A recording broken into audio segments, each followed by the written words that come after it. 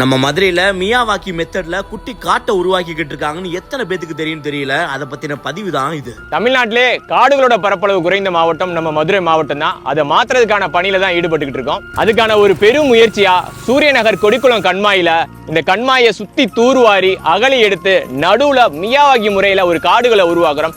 சுமார் 10,000 மரக்கன்றுகள், அதாவது 5,000 பலவகை மரங்களும் 5,000 மரவகை மரங்களும் இங்க உருவாக்குறோம். லட்சக்கணக்கான பறவைகளை இங்க தங்க வைக்கிறதா எங்களோட பெரும் பணி.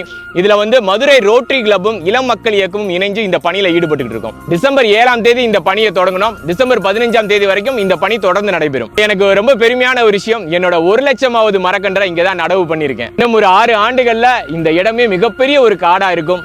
என் அடுத்த தலைமுறை தம்பி தங்கைகளுக்கு நாங்க கொடுத்துட்டு போற ஒரு சொத்து இதுதான். நம்ம மதுரையில இப்படி ஒரு காடு உருவாகிறதுக்கு நீங்களும் ஒரு காரணமா இருக்கணும்னு ஆசைப்பட்டீங்கன்னா மதுரை சூரியநகர் கொடிக்குளம் கம்மால டிசம்பர் 15ஆம் தேதி வரைக்கும் காலையில 9 மணில இருந்து சாயந்தரம் 5 மணிக்குள்ள நம்மளும் நம்ம குழந்தைங்களோட இவங்க கூட சேர்ந்து நம்ம உயிரா நினைக்கிற நம்ம மதுரையை பசுமையாக்குறதுக்கு உதவி செய்யலாம்.